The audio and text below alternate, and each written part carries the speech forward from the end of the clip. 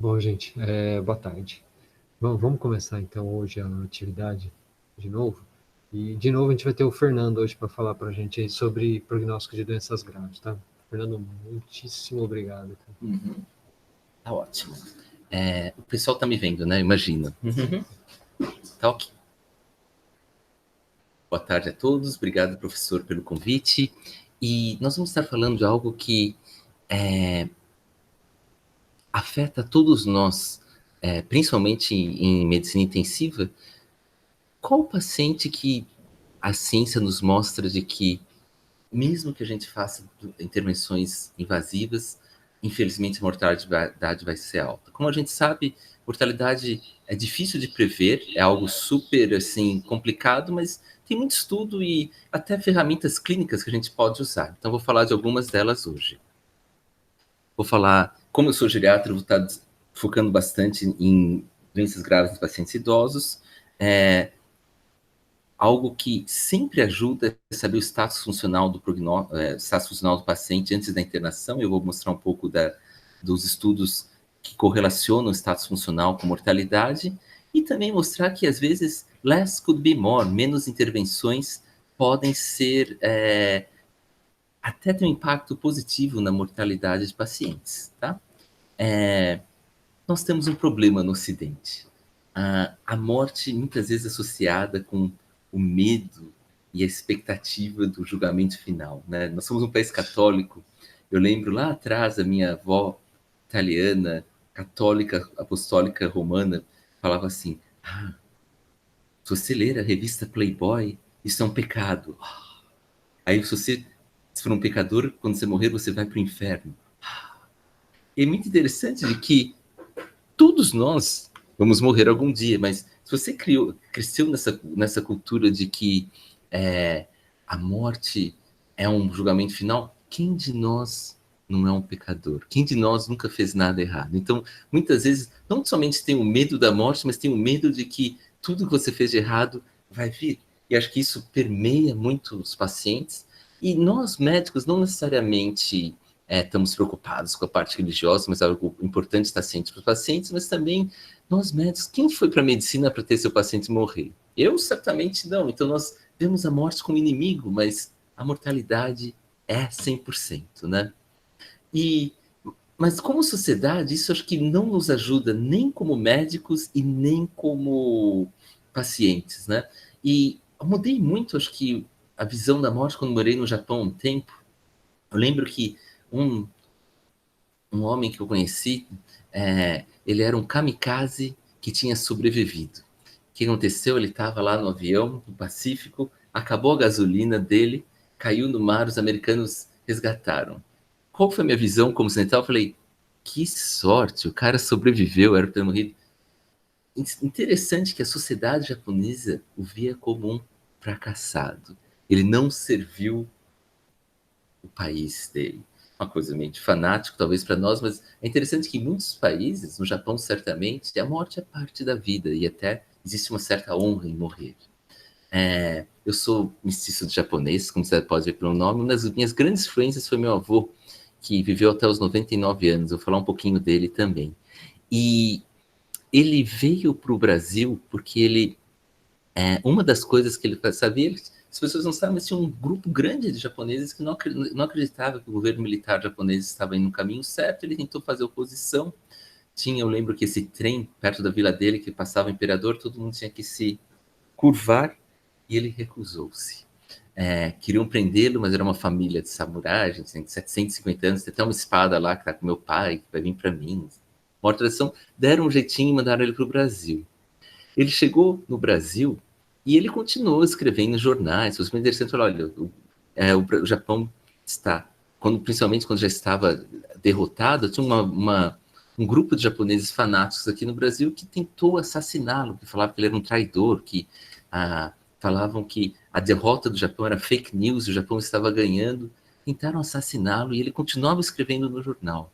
Eu falei, pô, Kawai, você não tinha medo de escrever no jornal sabendo que iam matá-lo? Ele falou, prefiro morrer com honra do que viver em vergonha. E até vocês devem ter visto os filmes, os samurais, se eles faziam uma coisa de desonra, o que eles faziam?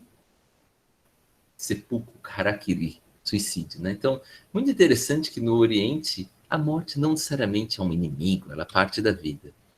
Quando eu tranquei matrícula lá no quarto ano também, eu passei um tempo na Índia, eu visitei o Rio Ganges.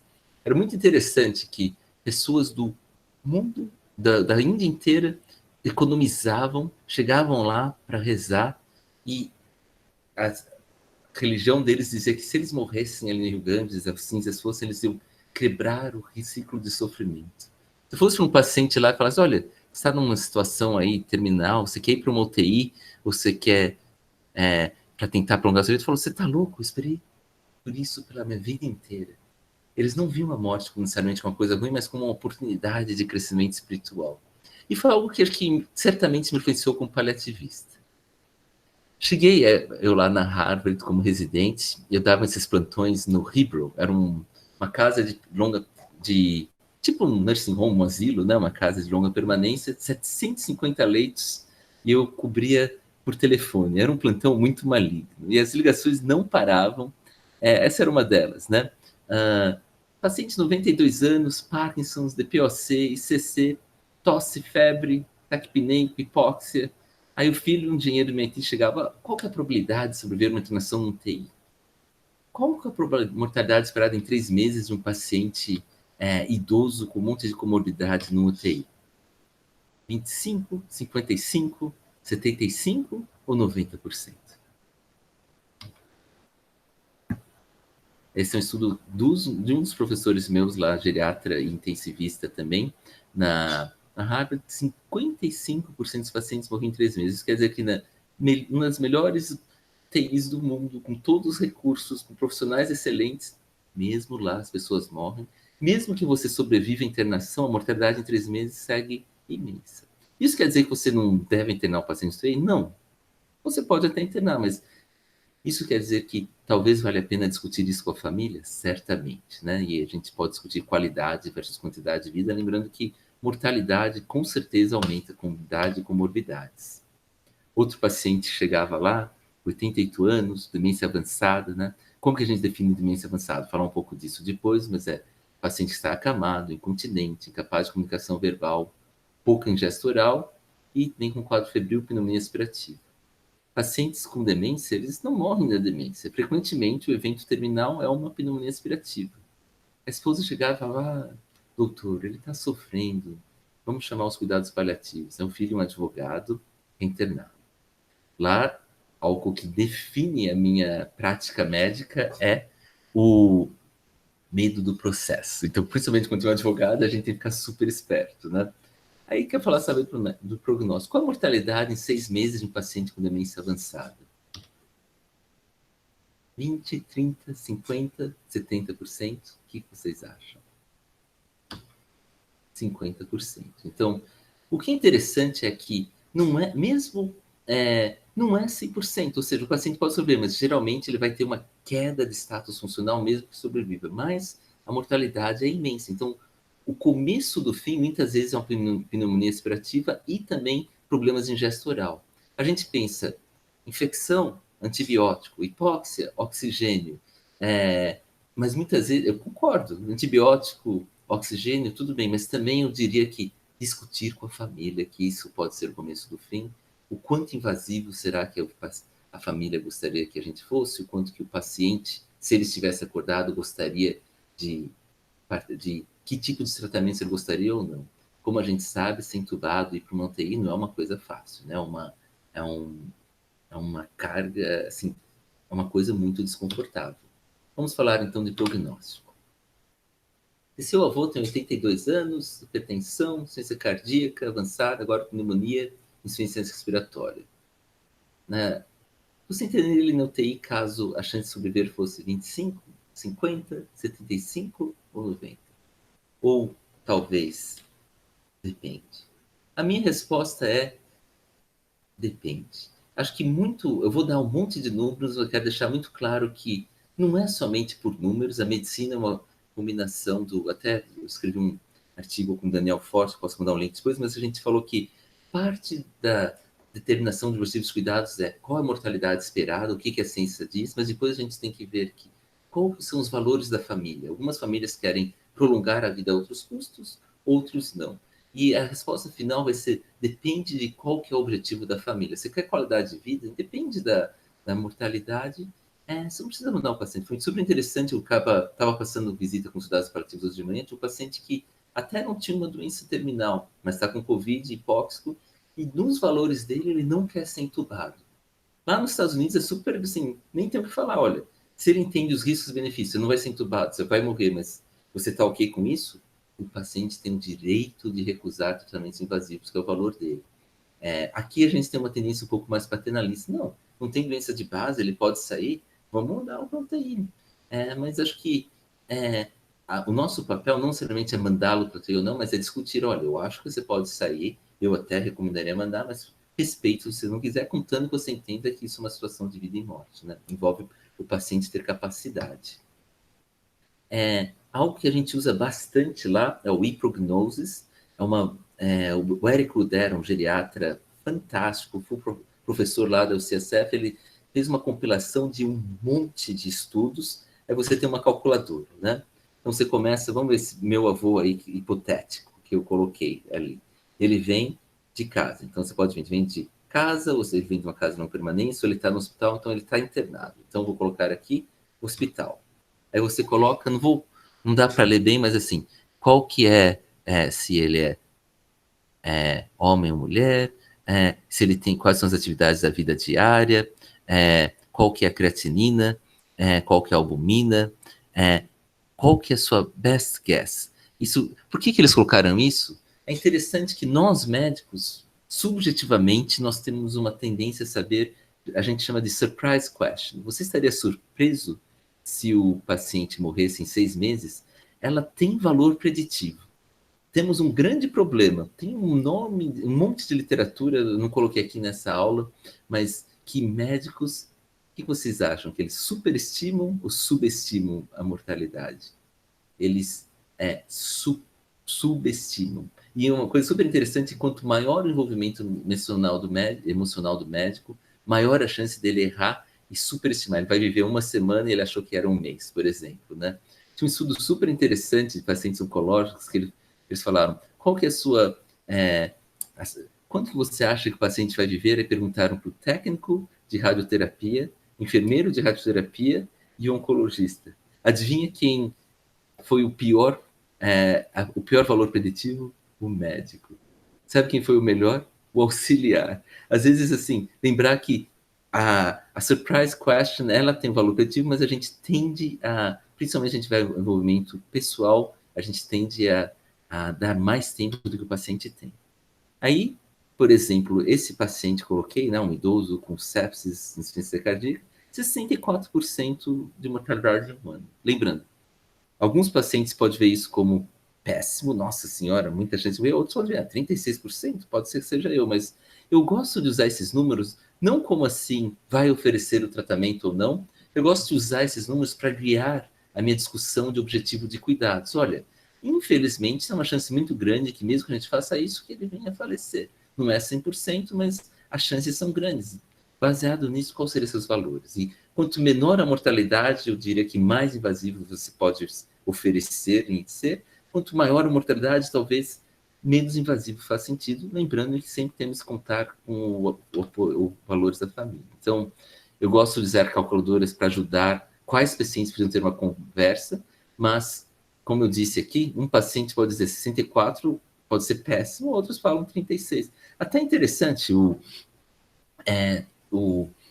Dr. Beck é um oncologista lá de Seattle, ele fez muita coisa de prognosticação, ele disse que muitas vezes quando você fala tem 95 chances de mortalidade, vários pacientes falam, eu vou ser aquele 5%, então não prenda-se só o número, que a gente distorce os números de forma super...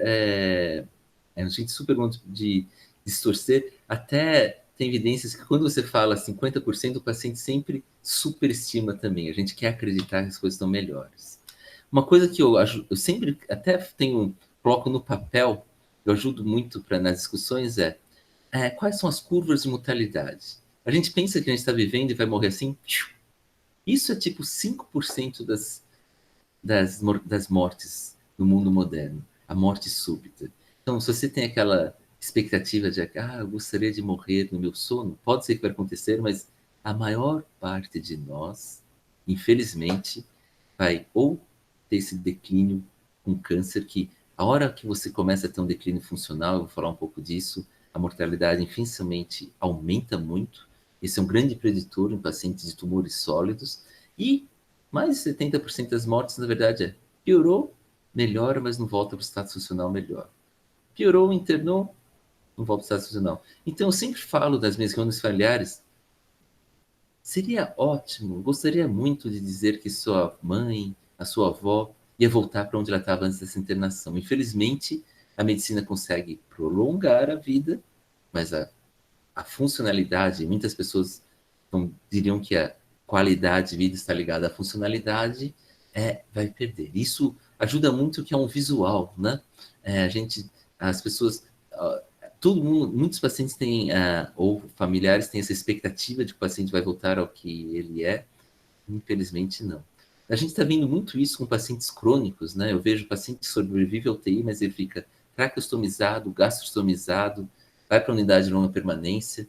Eu conversei com colegas aqui recentemente, tipo, pacientes fragilizados que vão para a unidade de longa permanência traqueostomizado, gastrostomizado, só 5% vão voltar para casa totalmente funcional. A maior parte infecta, volta para o hospital, volta para a unidade de uma permanência, infecta, volta para o hospital, e numa dessas idas acaba morrendo. É um sofrimento muito grande que... Isso quer dizer que se não oferece? Não, ofereça, mas lembre-se de que a funcionalidade vai cair, e principalmente aqui no Brasil, que vocês não têm muita unidade de longa permanência, muitos desses pacientes acabam virando morador de hospital, né? Então tem um impacto também no uso de recursos públicos. Isso é no grafiquinho que eu sempre faço ali nas minhas reuniões familiares, de que as necessidades da vida diária, que são andar, comer, higiene, uso do banheiro, eu falo, se seu pai soubesse que ele está em cama, usando fralda, com enfermeiras limpando ele seria ok? Isso é uma qualidade de vida que ele aceitaria? Se sim, manda ver. Se não, acho que uma discussão de cuidados paliativos e limitação do esforço terapêutico é totalmente válida. Então vamos falar um pouco de ressuscitação, internação em UTI, demência avançada, insuficiência renal e diálise, insuficiência cardíaca. Eu sou dos anos 90, esse era um seriado muito famoso. George Clooney, ele vinha, aí você tinha uma parada, ele te ressuscitava e você voltava para a vida, né? Um estudo publicado lá atrás, mas não acho que mudou muito a TV nos últimos 20 anos. 75% dos pacientes de parada na emergência, nos filmes, na TV, voltavam. E não somente isso, 67 sobreviviam para alta hospitalar, né? Tinha uma parada, fazia ressuscitação, voltava, saía do hospital com uma música bonita. Você estava vendo esses filmes que o paciente tem uma parada. Outro dia estava vendo Hunger Games com meus filhos, ele teve uma parada, deram um choque, ele acordou, não somente ele acordou, como ele saiu correndo e continuou lutando. Eu falei, isso aqui não é a realidade, como a gente sabe, né? Mas por que eu trago isso? Porque a percepção dos pacientes é de que ressuscitação é uma coisa ótima. Lá nos Estados Unidos isso tem uma implicação terrível, porque aqui no Brasil a gente até consegue, às vezes, indicar tecnicamente, não é um candidato à ressuscitação cardiopulmonar, né? Lá eu tenho que registrar no prontuário que a família entrou de acordo com o que a gente chama de DNR, do Not State. Então, é uma discussão que a gente tem com todo mundo que é internado. Aqui é um paciente real que eu atendi ano retrasado, 71 anos, demência avançada, acamado, não verbal, incontinente, úlcera de pressão, pneumonia, fragilidade, sepse, pouca gestão vital. Então, uma demência completamente terminal, teve TVP, tinha sangramento, então a gente não podia anticoagular, porque ele estava sangrando, mas ele tinha alto risco de vir tromboembólico, sepsis, insuficiência respiratória. E ele era full cold, né? Qual a chance de que ele sair bem, isso sem problemas neurológicos adicionais, depois de uma parada? Acho que não é muito difícil dizer, né? Menos de 1%. A gente sempre usa para tipo screening de quem que a gente tem uma discussão mais detalhada, esse score. É um estudo chama Landmark Study, super legal, chamado chama-se Good Outcome Following a Temporal Station, GoFAR Score. Tem uma calculadora super fácil, você coloca no Google, essa é a calculadora. Idade do paciente, já tinha déficit cognitivo, veio de uma unidade de longa permanência. Aqui no Brasil, você pode dizer paciente que estava com cuidador dependente para todas as atividades da vida diária, que isso é uma unidade de longa permanência, né? Que você não tem muita unidade de longa permanência, mas está cheio de cuidador, o paciente acamado, né? Um paciente debilitado. Tinha pneumonia, tinha septicemia, tinha insuficiência respiratória, tinha vários diagnósticos não cardíacos, entre eles demência, né? 0,9%. Ou seja, a chance desse paciente sair seria mínima. Então, isso tem uma discussão detalhada. Aqui no seu caso, se vocês têm a capacidade de determinar quem é candidato ou não, essa é uma forma objetiva, validada, de determinar quem é um bom candidato ou não, né? Se alguém tem um score alto, com certeza, se alguém tem um score baixo, pode ser algo a ser discutido. Teve um estudo no ano retrasado, que foi uma população, assim, uma database imensa dos Estados Unidos inteiro, e eles viram o resultado de intubações em pacientes conforme a idade. Eu gostei muito da forma que eles mudaram. Vocês que são, quem aí que está fazendo estudos, eu gosto muito de fazer esses gráficos, porque as cores e os números, eles dão valor, eles são muito... eles contam uma história muito legal, né? Qual que é a história que ele está contando aqui? Se você tem 65 anos, a chance de você morrer no hospital é 29%. Você sair, mas estar totalmente dependente, na comunidade de permanência 40%. Mortalidade no hospital... mortalidade no hospital é 29%, morrer no hospital, e chance de voltar para casa 31%. Olha só o que acontece quando você tem mais de 90 anos. Metade, 50%, morre no hospital. 36% sobrevive, mas sobrevive numa situação de dependência completa, né?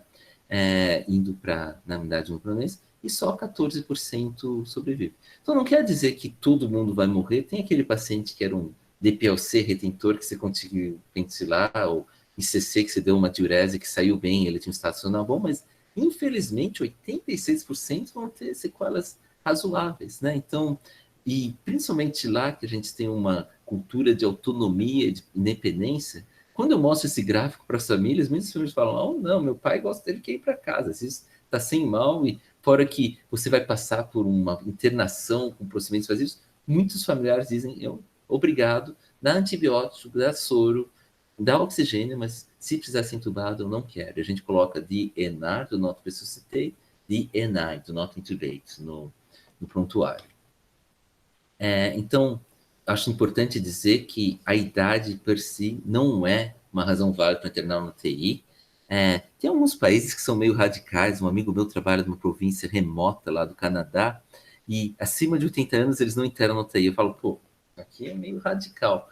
Mas acho que o pensamento deles é que a idade é um preditor e a gente tem poucos leitos naquela província remota, então vamos usar a UTI para quem tem melhor prognóstico. Eu não sou um fã de idade, porque eu acho que tem pacientes de 60 anos que tem um prognóstico péssimo e pacientes de 80 anos que tem um prognóstico melhor, porque depende da funcionalidade, das comorbidades, da doença aguda. Mas o fato é, até tenho vários estudos mais novos. Esse aqui era um antigo grande, mas eu preciso atualizar essa aula, mas esse estudo multicêntrico lá do Critical Care na Europa.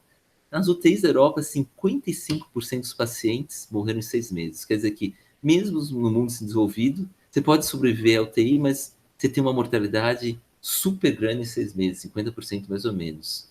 Isso foi replicado também lá nos pacientes da Harvard, daquele estudo que eu mostrei lá atrás. 55% dos pacientes morreram em 3 meses. Isso é importante dizer porque, olha, a gente tem aquela ilusão que saiu da UTI e foi bem, mas mesmo muitos dos pacientes reinternavam na reinternação morriam. Então, mesmo que eles sobrevivem, muitos sobrevivem, mas a mortalidade em 6 meses segue super alta. E tem mais estudos recentes, vou atualizar essa aula na próxima vez que eu vou dar, mas o Daniel Forte deu uma aula recente sobre isso, ele teve vários estudos confirmando a mesma coisa.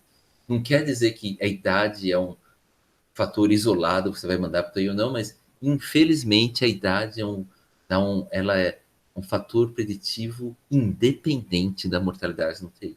Parte disso eu sempre faço uma discussão de que pensa num carro, seu pai assim, O seu pai ou sua mãe não é um carro, ela é uma pessoa, mas o corpo é como uma máquina. Se você tem 200 mil quilômetros e você tem vamos dizer que você tem um carro zero, você tem uma batida, você arruma o carro, às vezes tem chances razoáveis que o carro vai andar bem. Se você tem 200 mil quilômetros, você conserta o pneu, aí quebra o motor. Aí você conserta a parte elétrica, aí quebra a janela.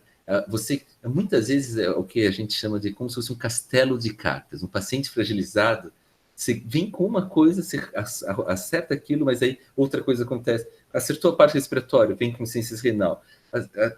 Acertou a parte renal e agora a parte cardíaca está com congestão, sabe? Vira aquela coisa que não acaba mais. Aí tem infecção, eles não conseguem responder bem. Então, esse fenômeno do castelo de cartas é super comum. Isso aqui é super importante para intensivistas. Um paciente de 74 anos internado, sepsis e pneumonia. Não conseguiu desmaiar no ventilador, aí você faz uma tráqueo. Depois de um ano, quais são as chances que ele vai voltar para casa e ser independente? 9, 29, 49 ou 69%? 9%. No estudo do Archives of Internal Medicine, até eu conheço o autor, e foi lá da Duke University. O que foi interessante que muitos desses pacientes, na verdade, eles são um Trauma 1 Level Center, vários deles eram pacientes jovens com politrauma. Tenho certeza que se for fazer isso na minha UTI, que a gente tem pacientes idosos de uma prominência, na verdade até tem os números. Para nós é menos de 5% que conseguem estar independentes em casa. 65% tiveram desfecho favorável, ou dependência funcional completa. Aqui no Brasil seria aquele morador de hospital, ou vai lá para Suzano, né? Ou mortes, 44%. Os pacientes idosos e com doenças crônicas, esses sabe, quando você dividir idade, doença crônica, mortalidade, era 44% que tinha muito paciente jovem, mas naquele subgrupo a mortalidade era enorme, né? Isso num lugar com muitos recursos, pacientes jovens. Então, lembrar que a gente, sabe, a expectativa quando se entuba a traqueostomiza que vai voltar para casa, é importante dizer que não, estatisticamente falando, infelizmente, não é o que acontece, né? E se o paciente estiver ok de ficar totalmente funcional, tudo bem. Mas se ele não, acho que é uma discussão do not resuscitate, not debate, ou tipo medidas proporcionais, acho que é algo super importante. DPOC é uma coisa complicadíssima de prognosticar. Por quê? Assim, tem coisas que aumentam a mortalidade, né? Por exemplo, só se você tem uma PCO2 morte 50, 1/3 dos pacientes vai ter uma mortalidade grande, já vai morrer, 33% morrer em 6 meses. Agora, aqueles que intubam, 25% morrem na intubação, quando você tem um DPLC avançado. Qual que é o problema? Muitos pacientes saem rapidamente, é muito difícil dizer aquele paciente saiu ou não. Então, o que a gente usa muito nos Estados Unidos é trial terapêutico. A gente intuba, dá um trial, às vezes, de 1 semana, 2 semanas, mas discute com a família, olha, se ele não sair, se ele for extremizado, acho que é uma coisa complicada. Então, a gente dá uma chance para o paciente, a não ser que o paciente tenha valores, que nem aquele que eu disse, que a gente discutiu hoje de manhã, ele não quer ser intubado, mas na dúvida a gente intuba, mas a gente não fica obstinado, traqueostomiza, gastrostomiza, aí infecta, vai para, sabe, começa com ceftriaxone, vai para tazocin, aí vai para o meropenem, aí tem Candida aureus, fungemia, a gente não fica naquela obstinação, muita gente a gente limita, e geralmente o nosso trial terapêutico era mais ou menos 2 semanas. Agora com o Covid a gente está dando trial de pelo menos 3 semanas, que vocês já devem ter notado, é uma doença longa, e eu vi essa gente saindo depois de 3 semanas, 2 semanas, às vezes é muito cedo para fazer uma determinação do prognóstico. É um estudo antigo, mas mostra que aqueles que têm FEV1 menos 20%, ele é pior o prognóstico, principalmente o hipercapnemia crônico, o retentor, ele tem uma mortalidade de 90% em 5 anos, né?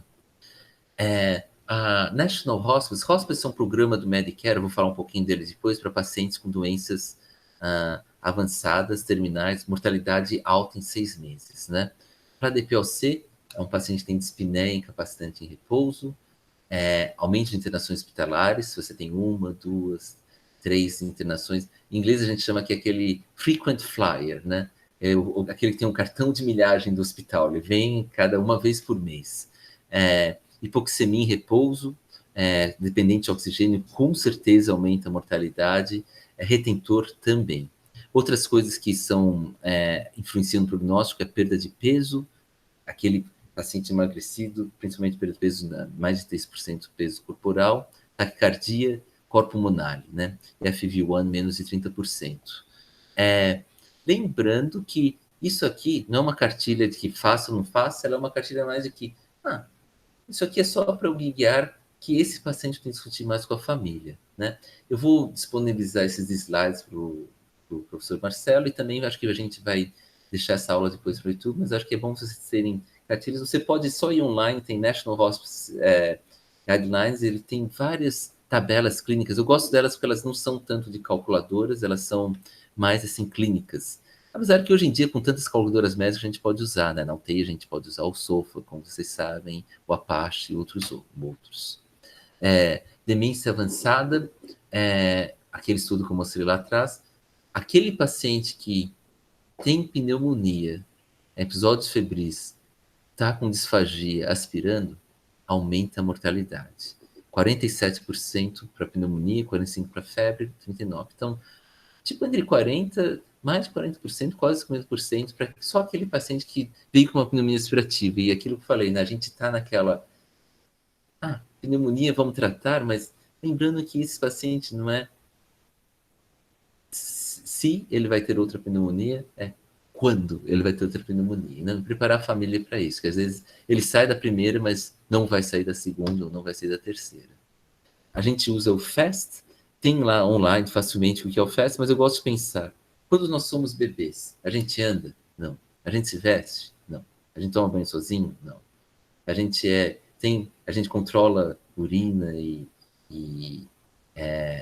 evacuação? Não, né? Nós somos bebês acamados, que não falam muito, né? Faz sons e incontinente. Infelizmente, a demência, você acaba tem um lado reverso, você acaba como se você fosse um bebê. E é até interessante que muitos cuidadores, você fala, nossa, o paciente está demenciado, acamado, não verbal, por que a filha está tão apegada? Porque é a mesma coisa de uma mãe, né? Tu fala, olha, seu bebê está morrendo, vamos deixar seu bebê.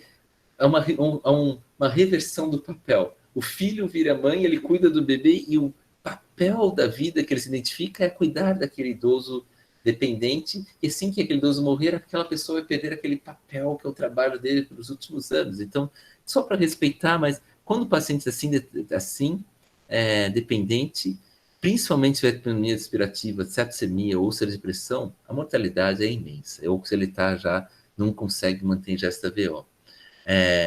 Se ele já tem gastrostomia, a gente pode usar albumina como marcador ou perda de peso. Eu tenho uma aula só sobre isso, mas é da American Geriatric Society, da American Board of Internal Medicine, tem o Choosing Wisely, que é uma série super legal de coisas que a gente não deveria fazer para pacientes. Primeira coisa da geriatria, não faça gastrostomia para um paciente que já está totalmente dependente. Você não vai diminuir a desnutrição. Eles têm estudos grandes mostrando que colesterol, albumina, não melhoram mesmo gastrostomia, muitas vezes porque você está no estado catabólico, inflamação crônica, então você dá a nutrição, isso não melhora. Pacientes com câncer avançado, a mesma coisa também, nutrição artificial não reverte a desnutrição. Você não melhora a úlcera de pressão. Aliás, tem estudos grandes lá do Archives mostrando que úlcera de pressão aumenta. Por quê? Você muitas vezes tem que restringir o paciente, porque ele está tentando puxar a gastrostomia, ou muitas dessas dietas enterais, elas são hiperosmóticas, o paciente tem fezes mais líquidas, ou ele está urinando mais, muitas vezes está restringindo ele ao leito, ou com restrição química, né, antifisiocótico, ou com restrição ao leito, então ele urina, ele evacua, ele está sentado na própria, né, nas próprias fezes, isso acaba causando úlcera de pressão, então não melhora. Certamente não melhora a aspiração e principalmente sonda nasogástrica aumenta a aspiração, né? Você tem risco de infecção sinusite, o esfíncter está aberto ali embaixo, você está deitado, principalmente se está com enfermagem limitada, eles não vão checar o resíduo muito bem. Muito comum o paciente aspirar. E principalmente, então, uma coisa que eu vejo em hospitais, mesmo lá nos Estados Unidos, o paciente está com sonda, insuficiência respiratória, o que eles fazem? Colocam a VNI. Coloca a VNI, você está jogando o ar, vai para o pulmão, mas vai para o estômago. O que acontece com o estômago? Insufla. Está com o esfíncter aberto porque o tubo está ali. O paciente vomita dentro do BiPAP ali, uma aspiração. Então, na verdade, você está matando o paciente fazendo isso. Então, por favor, não coloque o VNI se o paciente está com sonda, ou se ele tiver com sonda, para a dieta até ele ficar com uma respiração melhor. Ninguém vai morrer de destruição em 1, 2 dias, mas certamente alguém pode morrer de pneumonia respirativa iatrogênica, né? Qualidade de vida também não aumenta, né? Pelo contrário, muitas vezes se aumenta a restrição, todas as comunidades, e não há nenhuma evidência que melhora o status funcional. Essa aqui é uma aula em si, sempre falam que a comida é o amor. Vou te dizer, eu trabalho em Queens, temos 140 línguas no meu país, eu cuido de muçulmano, budista, chinês, coreano, indonésio, americano, europeu. A comida é universalmente um amor. Mas eu falo, o paciente não está ele não vai morrer porque ele não está comendo. Ele não está comendo porque ele está morrendo. A demência avança, a pessoa para de comer porque é uma das últimas coisas que ela esquece. Você pode dar comida por boca, aos pouquinhos, sorvete só para dar um gosto. Às vezes eu dou soro mais para tratar a família, uma água com açúcar, é menos invasivo que a sorostomia, mas é impressionante quando você discute o uso de restrição, tudo isso pode melhorar, né, o entendimento da família, né? E acho que eu vejo muita gastrostomia aqui do Brasil, lá menos e menos, felizmente. Fragilidade é né, você tem 3 ou mais dos seguintes critérios: perda de peso, emagrecimento, né, fraqueza muscular, anda com andador, anda com a bengala, fica na poltrona ou deitada uma parte do tempo, fadiga, pouca atividade física, marcha lenta, né, anda devagarzinho. Quantos pacientes internados são assim? Nos Estados Unidos, que a gente tem, né, 60, a gente tem 70 milhões de baby boomers, população, né, que nasceu logo depois da Segunda Guerra, todos eles, né, idosos. Todo o hospital americano está cheio de idosos. A pirâmide brasileira também está envelhecendo, então a gente vai ver muito idoso fragilizado. O que acontece com a fragilidade? Ela é um preditor independente de mortalidade também, e não somente isso, até vou colocar na próxima aula, mas tem estudos mostrando que se você vai fazer uma cirurgia teve uma queda, fratura de quadril, mortalidade de 50% em um ano, e principalmente o idoso fragilizado é aquele fenômeno de castelo de cartas, né? Você opera o quadril, até a fratura vai bem, mas aí tem pneumonia, sangramento, invento tromboembólico e acaba morrendo. Mesma coisa com internação, né? Intubou o idoso fragilizado, teve uma parada, teve uma sepsemia, insuficiência renal, ele não responde bem à diálise, vou falar um pouco disso. Muitas vezes ele não responde bem à intubação, já mostrei isso. Então, não é que você não vai tratar o idoso fragilizado, mas pense 2 vezes antes de fazer um procedimento, porque aquele fenômeno de castelo de cartas é extremamente prevalente e já tem uma enorme evidência clínica de que o corpo tem pouca fisiologia para responder ao insulto hemodinâmico. A dialítica, a gente tem muito paciente lá nos Estados Unidos, né? O sistema americano de dados renais, tudo o paciente vai para diálise e vai para uma database, o governo paga, né? O que mostrou que a mortalidade média se dura de 4 a 6 anos, né? Quando você começa a diálise lá pelos 60 anos, e principalmente doença vascular, sobrevivência em 5 anos é 15%, em 10 anos é 5%. Só para você ter uma ideia, câncer de pulmão, você fala, nossa, doença horrível, né? Qual que é a mortalidade em 5 anos de câncer de pulmão? Mais ou menos 85%. Ou seja, a mortalidade de um idoso que tem insuficiência vascular periférica ou coronariopatia ou teve um AVC é tão grande quanto o câncer de pulmão. Qual que é a parte que a gente muitas vezes acaba comendo bola? É que a gente vê o paciente de câncer de pulmão como uma doença grave, não necessariamente a gente vê o renal como um doente grave, mas em termos numéricos ele é tão ruim quanto o câncer de pulmão. principalmente não é uma surpresa aquele paciente fragilizado, a odds ratio é dobra, né? A mortalidade 2,2, né? Você aumenta a odds ratio radicalmente só de ser fragilizado para dialítico. Até tem um estudo super interessante no ano retrasado que mostrou que conduta conservadora para um idoso frágil, tipo, trata a hipercalemia, trata a volemia, trata a pressão, ou manda para diálise, não teve diferença na mortalidade. Muito nefrologista americano não está começando diálise, está postergando porque não há uma evidência clara de que aumenta a sobrevida e certamente a qualidade de vida de ir 3 vezes por semana para uma diálise, um idoso fragilizado, acaba afetando muito, né? Entre elas, fadiga, dores no corpo, ou muitos sintomas. Paciente de 82 anos, hipertenso, doença renal crônica, doença arterial coronária, né? E fragilidade. Tem imunidade de longa permanência, ou seja, aqui no Brasil ele tem cuidadoras a dia, à noite, dependentes para todas as atividades diárias. Tem insuficiência renal e vai precisar de diálise. O que vai acontecer com o status funcional desse paciente caso a gente dialise ele? Vai melhorar? Vai ser o mesmo status funcional ou vai piorar? O que vocês acham? Ele vai piorar. Já tem alguns anos esse estudo, mas foi um grupo lá da Stanford que mostrou que dados dos Estados Unidos inteiro, todos os nursing homes, como vocês sabem, para o New England Journal não é fácil, né? Então era uma database super boa, mostrou que as atividades da vida diária, aqui era diálise, mortalidade 58% em um ano. É muito comum, eu vejo aqueles pacientes dizendo, doutor, estava tudo bem até a diálise. Eles culpam a diálise pela queda do status funcional da qualidade de vida. Como a gente sabe, não é que a diálise causou. A diálise era só um marcador de que isso era o começo do fim. E muitos, lá na Stanford, por exemplo, antes de a gente começar a diálise em idosos, a gente tinha uma consulta de cuidados paliativos no qual a gente discutia, olha, podemos fazer só tratamento clínico e dialisar, lembrando que a qualidade de vida vai ser baixa, a mortalidade vai ser alta.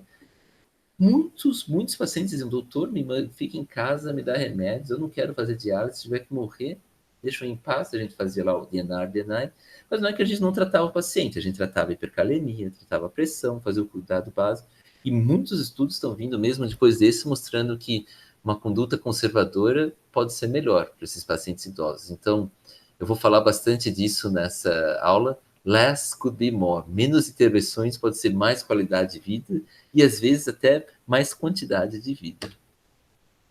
Ciência cardíaca, isso a gente vê muito, né?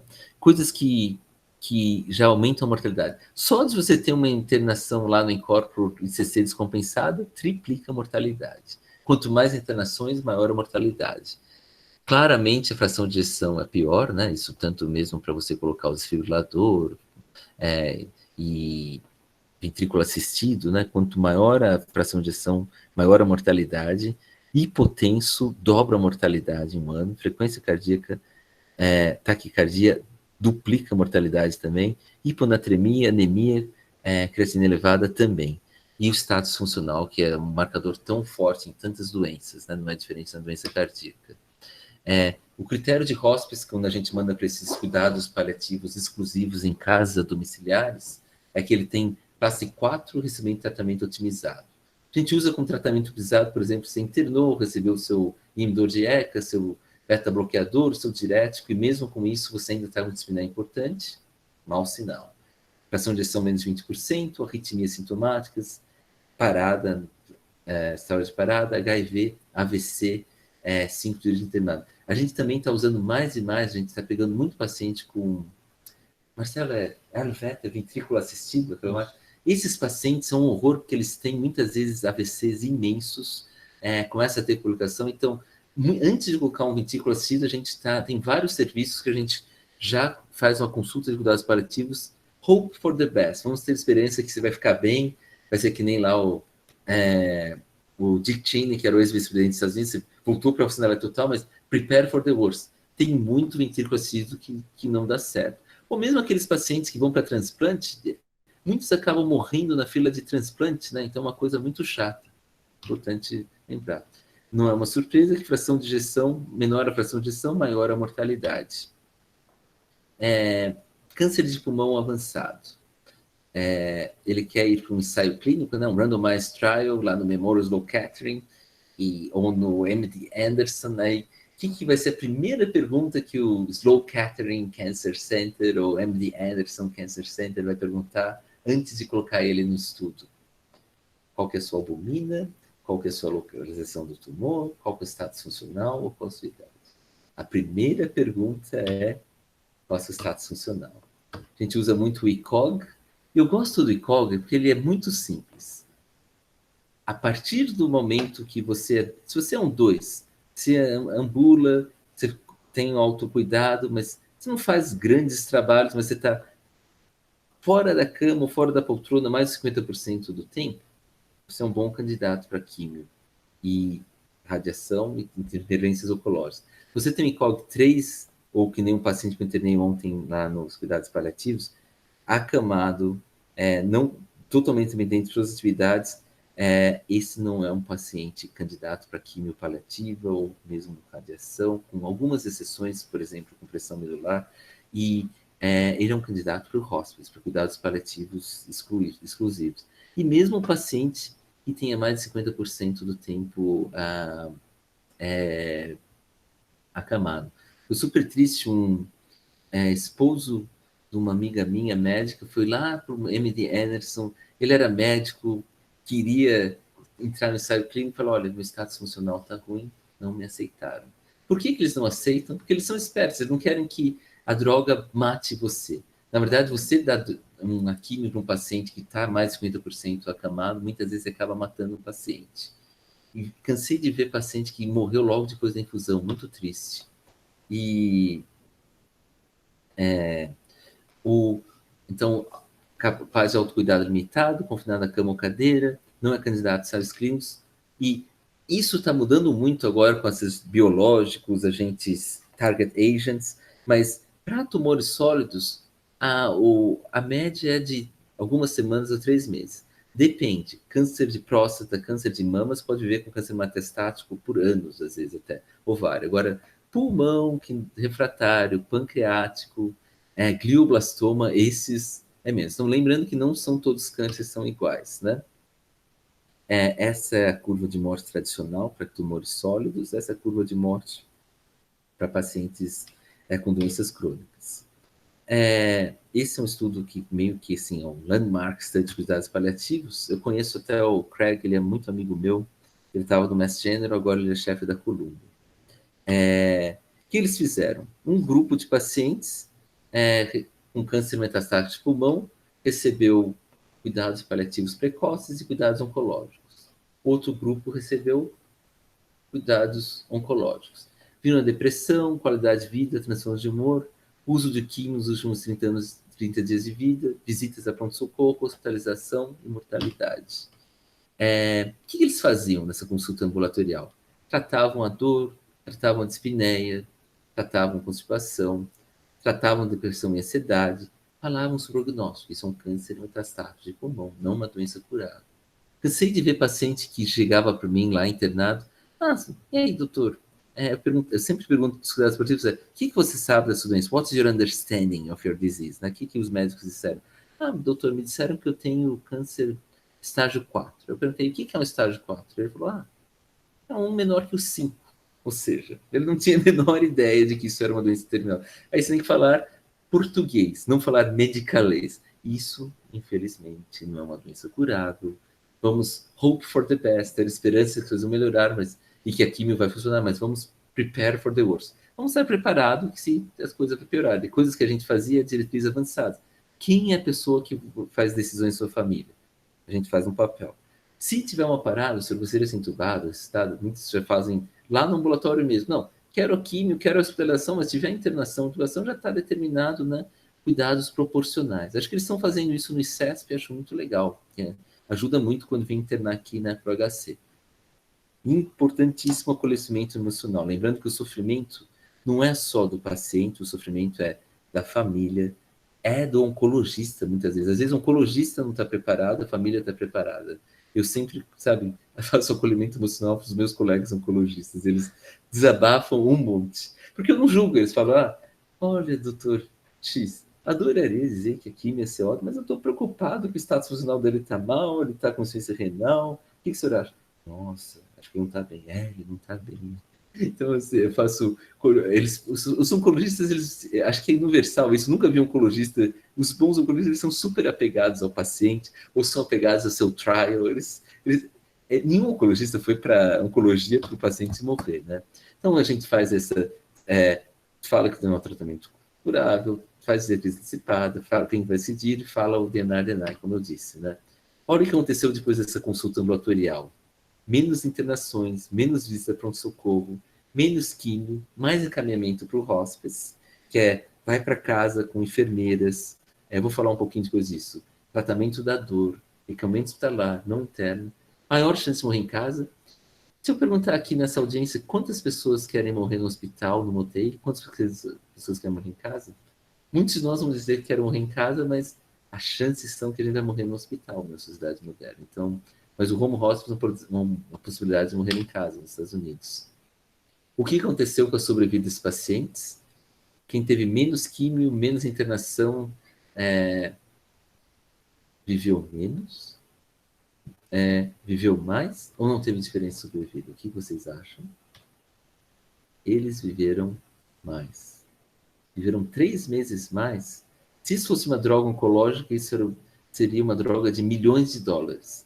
Tudo que eles fizeram foi uma equipe multidisciplinar, fazendo acolhimento emocional, diretrizes avançadas, tratando sintoma. Eu perguntei para o Craig, o que você acha que teve esse impacto, né, de não ter internação?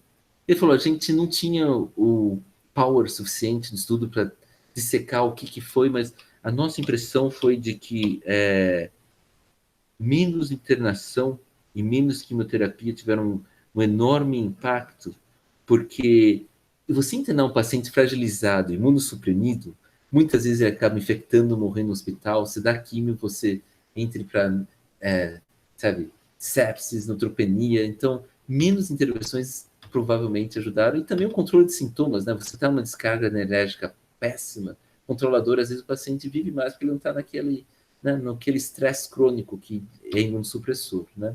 Então, less could be more, menos intervenções foram mais vidas, né?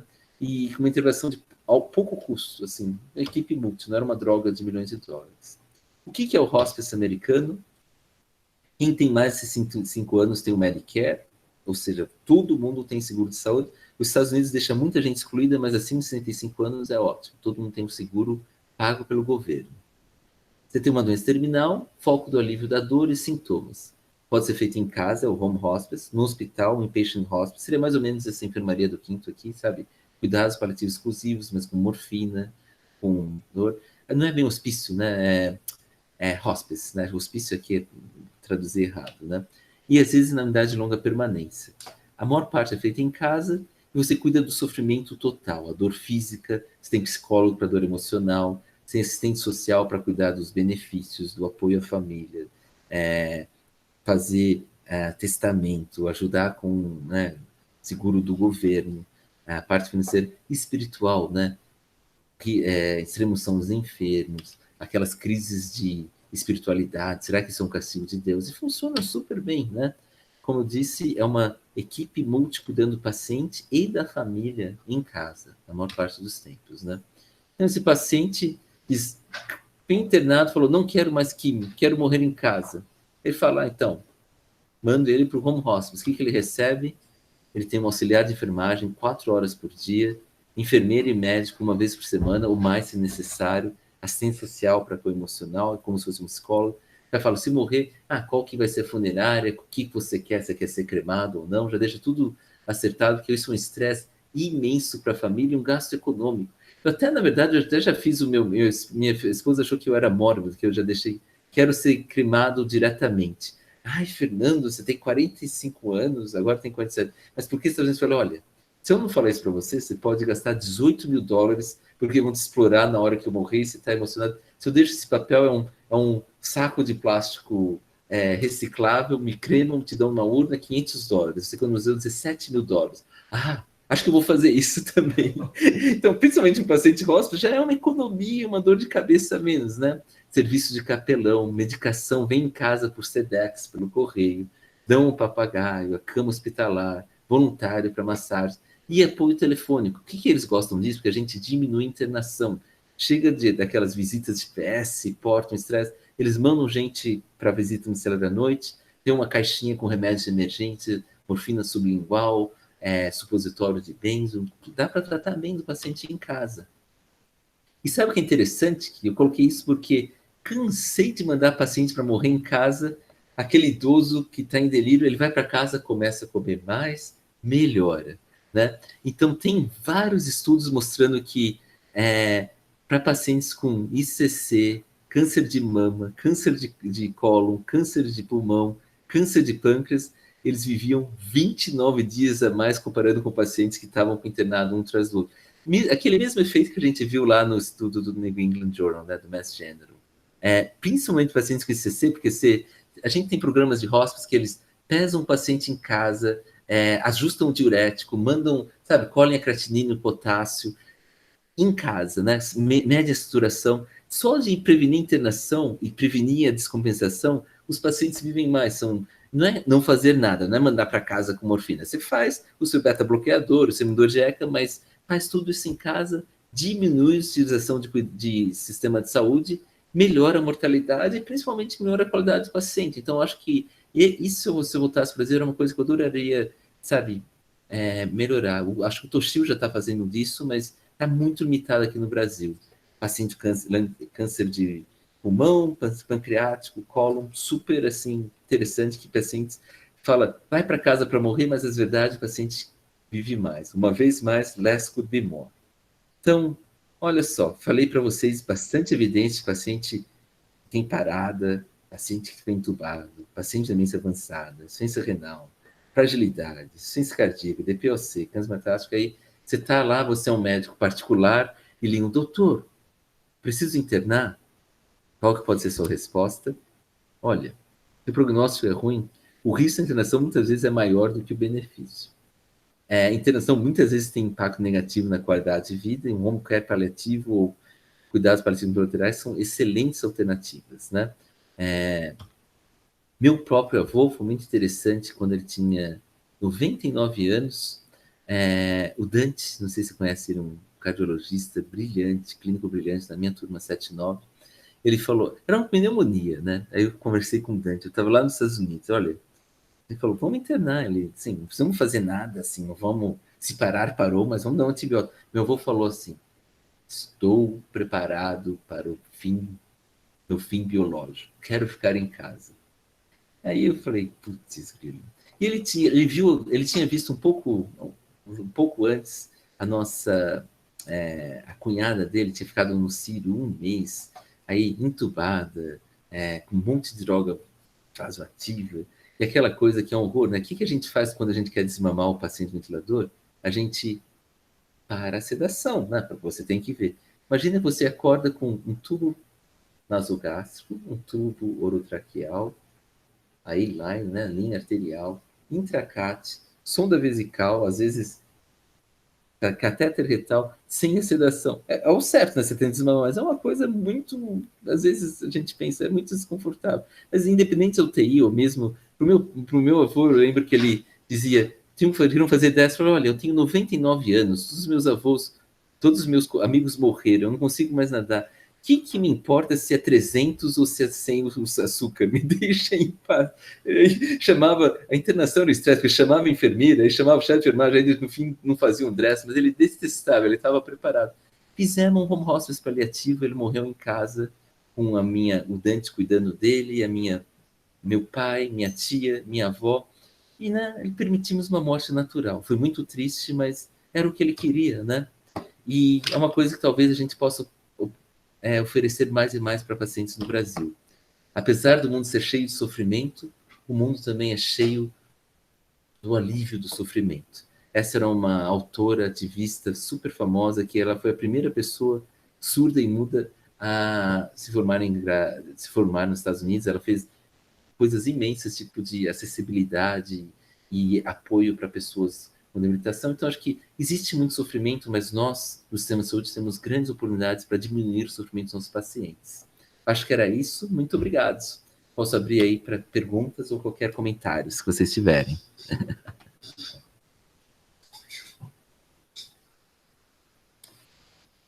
Onde que a gente vai aqui? Então, gente, faça as perguntas aí. O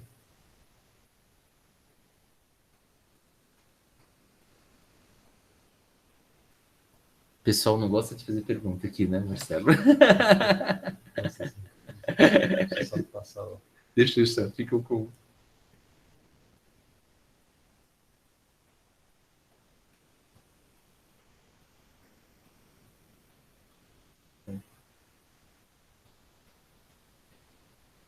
Mas eu acho super interessante comentar, só um comentário, que a gente tem muita aula na Faculdade de Medicina de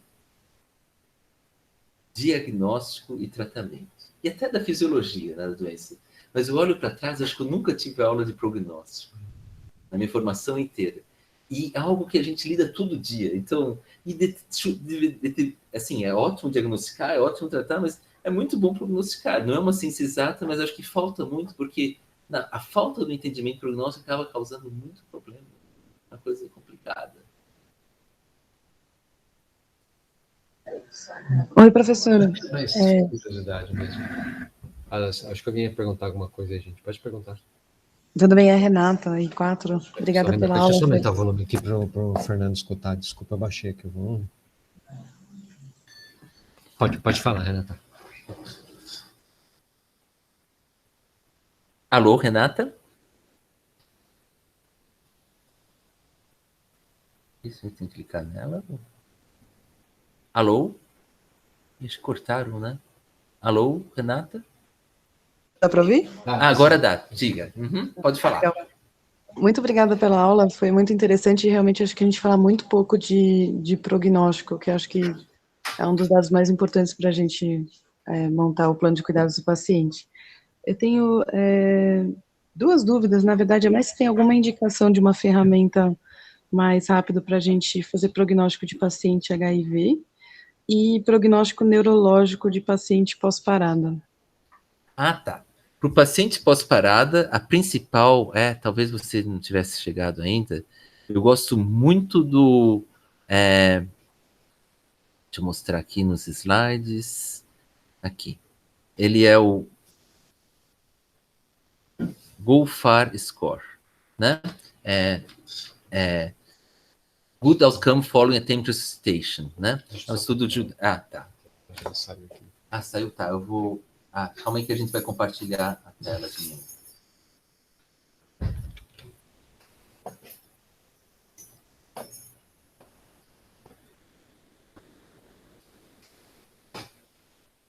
Tá. O GoFar foi um estudo enorme lá do JAMA, lá, alguns anos atrás, mas ele é uma calculadora que você consegue no celular ou qualquer website, esse site aqui, gofarcalc.com. Aí você coloca a idade dos pacientes, tem déficit cognitivo, até, na verdade, esses Is, ele te dá uma colinha, tá? Trauma, hipotensão, insuficiência hepática, se veio de uma idade de longa permanência, ou se é um paciente dependente para atividades diárias, com cuidador, pneumonia, AVC, insuficiência renal ou diálise, câncer metastático, septicemia, insuficiência respiratória ou um diagnóstico não cardíaco, demência, DPOC, etc, etc. Então, isso, por exemplo, esse paciente de 71 anos com algumas coisas, 0,9%. A gente sempre usa, olha, eu adoraria dizer que o seu pai vai vai voltar para a vida como a gente vê na TV, mas a chance dele ter uma anóxia imensa, ter um dano cerebral imenso e ficar dependente, totalmente dependente, é 99% ou mais. Isso ajuda muito a gente. Até a gente usa isso como screening para quem que a gente vai discutir mais agressivamente ressuscitação ou não. Vem lá um paciente de 22 anos, a gente até discute, mas na dúvida a gente vai estar o cara. Agora vem um paciente de 80 anos com 10 comunidades, esse a gente senta com a família e discute com mais calma, né? Então, o GoFar é uma ferramenta objetiva para isso. Para HIV, antigamente era o tradicional CD4, o status funcional, o status nutricional. Hoje em dia, eu vou te dizer, eu acabo discutindo com o paciente, com o infectologista, porque com as drogas, com todas essas drogas super, assim, né, antirretrovirais potentes. Cansei de ver paciente, principalmente de diagnóstico novo, o cara sai, viu? E o cara virou uma doença crônica.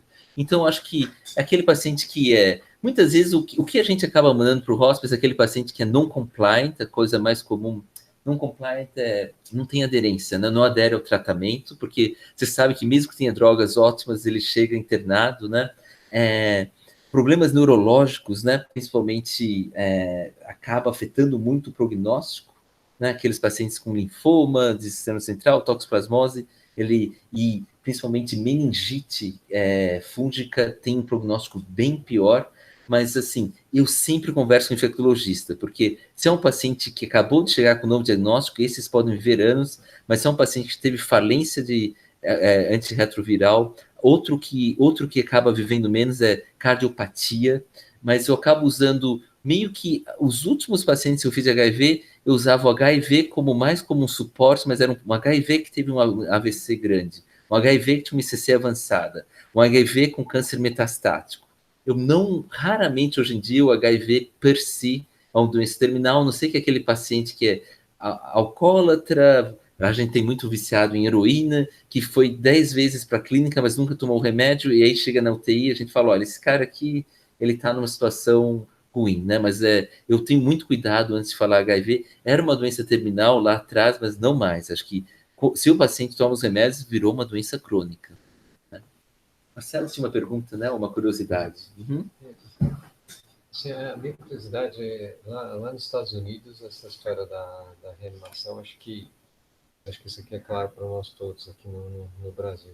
A gente tem até um grau de liberdade a mais nesse sentido, né? Do ponto de vista técnico. Mas como é que funciona a diálise, por exemplo? Se você acha que, sei lá, um doente já idoso, que não vale a pena, talvez isso só vá piorar a qualidade de vida dele, mas a família, como é que participa nisso? Se a família quer que faça, tem que fazer, como é que funciona? Excelente pergunta. A resposta depende do estado. Se for, por exemplo, na Califórnia ou no Texas, quando era na Califórnia, eu tinha um conselho de ética fortíssimo, que o nefrologista, e geralmente era o intensivista ou hospitalista, falava, olha, esse paciente não é um candidato para diálise, a gente leva para o conselho de ética, e aí o conselho de ética rapidamente fala, olha, nunca vi eles recusarem o nosso... que era um parecer técnico, né? O conselho de ética fala, olha, se você achar um hospital que faça diálise, pode ir, mas aqui nós não vamos oferecer, nós vamos te oferecer hospice DNR deny. E a gente chegou até a chamar a polícia, não era a polícia, a segurança do hospital, para dar alta para o paciente, que eles queriam ficar internados, falando, olha, o conselho falou que você não é um candidato para invasivo. Até era meio radical, na minha opinião, sabe? Chamar a polícia para dar alta, sabe? Eu, paliativista, falava, tudo bem, é um paciente que não tem nenhum prognóstico, mas ele sabe? Ele está com um problema emocional, negação, ódio, são reações universais da luta. Lá era radical. Nova York, ao contrário, o paciente manda tudo. No meio da pandemia, a gente tinha que ressuscitar pacientes se a família pedisse, porque a lei do estado de Nova York é que o paciente pode pedir ressuscitação. Agora, com diálise, é engraçado que até em pacientes terminais a gente tem que ressuscitar, a gente faz tipo 2 ciclos, faz aquela parada meio assim, ninguém fala, mas é uma parada meio assim, 2 ciclos, 5 minutinhos, faz lá dá algumas drogas, mas nada muito heróico, porque a família pediu. Agora, para a diálise, o que a gente faz, eu levo para o conselho de ética, e o conselho de ética fala, olha, conselho de ética, nefrologista, intensivista e cuidados paliativos estão de acordo que o paciente vai morrer se ele dialisar, às vezes aquele paciente está em droga vasoativa e tal, o risco é maior que o benefício, não vai ser oferecido, e a gente informa a família. Então, a gente tem, geralmente, vai pelo conselho de ética, e para os pacientes que recusam a diálise, a gente tem chama-se POST, ou Most for Medical Orders for Lifestyle Treatments, eu coloco lá. Não vai ressuscitar, não vai intubar, não vai dialisar, porque é uma withholding, não vai dar um tratamento de sustentação de vida, então tem que estar assinado, testemunhado pela família, pelo médico. Eles são bem pragmáticos. Então, quando a família não quer, tranquilo, só assina, testemunha, isso é uma ordem médica, é quase uma prescrição, e onde ele for, não vai ser estado, não vai ser dado. Se a família, uma dessas meio que quero um milagre, tudo, a gente usa o conselho de ética, mas acaba sendo uma indicação técnica. A ressuscitação acaba sendo uma coisa meio que de mito, porque teve muito abuso nos anos 70, 80, de que deixavam o paciente morrendo no canto, principalmente paciente com retardo mental, sabe? Paciente em prisão. Aí meio que vinha uma onda de direitos humanos, aí a ideia de Jerico de que vamos ressuscitar todo mundo, e a gente vive com esse pesadelo até hoje, correndo o risco de ser processado se não ressuscitou um cara que não ia sair. Mas mesmo na pandemia, o que a gente acabou fazendo foi, a gente fazia o GoFar Score, e às vezes no hospital, a lei de Nova York falava, não é processar, mas o hospital falou, se tentarem processar, a gente vai te bancar. Porque não dava para ficar, a gente estava tendo 30 paradas por dia, sabe? Ficar fazendo parada em paciente. Mas a gente fazia sempre, mesmo quando era, sabe, esses casos, a gente fazia as claras. Eu documentava o prontuário, o Conselho de Ética me apoiava. O que me assustava aqui no Brasil, não sei se mudou, eu era R1, não sabia porra nenhuma de medicina, eu passava o plantão SPP. Eu nem tinha falado com a família e era determinado pelo residente. Eu olho para trás e falo, assim, até eu acho que aqui, agora eu estou vendo mais assim uma discussão técnica documentada, mas lá era meio que na passagem do plantão SPP, é uma coisa que eu falava, meu Deus, nos Estados Unidos aqui ia ser um mega processo. Não sei se mudou. A minha impressão agora que eu trabalhei nos últimos dias é que mudou. A gente faz mais uma discussão técnica, graças a Deus, porque também eu acho que, no mínimo, a família tem que ser informada, né? E no mínimo tem que ser registrado no prontuário. Por quê? Porque o R1 não necessariamente tem a capacidade de discernir quem é quem, né? Eu acho que me demorou anos para entender o GoFar Score, as comorbidades. Eu mesmo que preparei essa aula, vou te dizer, cansei de ver paciente que eu achei que ia morrer, sobreviver e vice-versa, né? Prognosticação não é uma ciência exata. Alguém mais tem alguma pergunta? Só fazer uma Claro. Tenho. Uhum. Não, só mais uma curiosidade, acho que para nós brasileiros aqui agora, aqui dentro, né? A história, nos Estados Unidos, como funciona o withhold? Isso é bem aceito ou é algo que não... O withhold, tipo, assim, não dá. Withdrawal, né? Withdrawal. Se tem um doente que realmente, assim, para nós está muito reservado e tal, e está tudo de acordo, você está para fazer. Withhold é aceito lá? Withhold não dá. Não né? acrescentar. Não acrescentar. Totalmente. A gente tem até na Stanford, era parte do prontuário, e até tá no presbitério também, mas na Stanford era parte do prontuário até de ordens, do not escalate care. Dizendo que assim, tava assim, eu ia lá no meu Epic, e agora no presbitério a gente tem o Comfort Care Only, que na verdade é a mesma coisa, mas o nome, assim, até era engraçado que o nome na Stanford era do Not Escalate Care, e o nome no Presbyterian é Comfort Measures Only. Mas o que é Comfort Measures do Not Escalate Care? Não vou aumentar os pressors, se parar, não vou dar ressuscitação, se tiver insuficiência respiratória, não vou intubar, não vou fazer mais exames invasivos. Às vezes o exame de sangue, a gente depende da situação, a gente faz exame de sangue, isso é uma coisa que não é muito invasiva e dá para tratar, mas em linhas gerais, principalmente em situações de extremidade, não faz exame de sangue, mas é totalmente aceito culturalmente, como eticamente mesma coisa, o withhold and withdrawal é a mesma coisa. Na verdade, o withdrawal às vezes é mais difícil, mas é totalmente legal lá, mas vocês têm uma ideia, na minha equipe, sozinha, a gente fez 600 intubações paliativas nos últimos 5 anos. É totalmente aceito, coloca no prontuário e a gente libera o prontuário, estuba o paciente paliativo, né? Dá só o conforto. A minha impressão subjetiva é que às vezes retirar o tratamento é psicologicamente pior do que não dar. Agora, o withhold, assim, é parte do protocolo e raramente as pessoas...